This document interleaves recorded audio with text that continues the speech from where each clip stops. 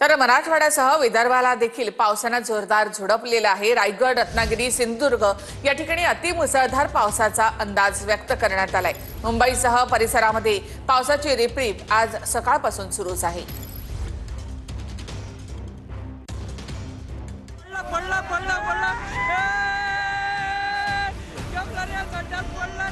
अकोल्यातील अकोट तालुक्यात जोरदार पाऊस झालाय। यात ग्रामपंचायतीने बांधलेलं शौचालय देखील पुरात वाहून गेलंय।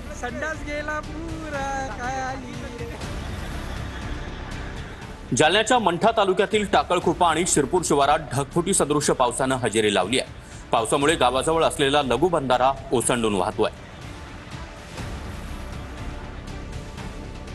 मंठा आणि परतूर तालुक्याला ढगफुटी सदृश्य पाऊस झालाय। शेतात पाणी साचल्याने पिकं पाण्याखाली गेली आहेत।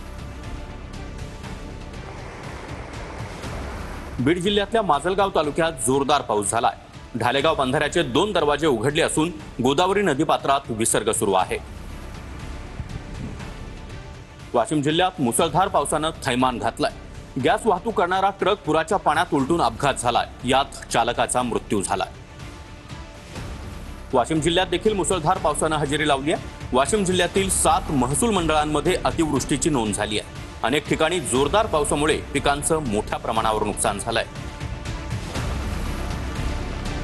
रत्नागिरी जिल्ह्याला आज मुसळधार पावसाचा इशारा देण्यात आलाय।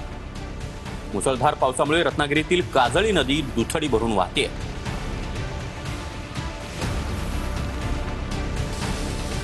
मुंबईत देखील पावसाने दमदार हजेरी लावली आहे। दादर, हिंदमाता परिसरात पावसाची जोरदार बॅटिंग पाहायला मिळाली। तर मुंबई उपनगरातील कांदिवली, बोरिवली, मालाड, अंधेरी, दहिसर आणि गोरेगाव या भागात देखील रात्रीपासूनच अधूनमधून पाऊस बरसतोय।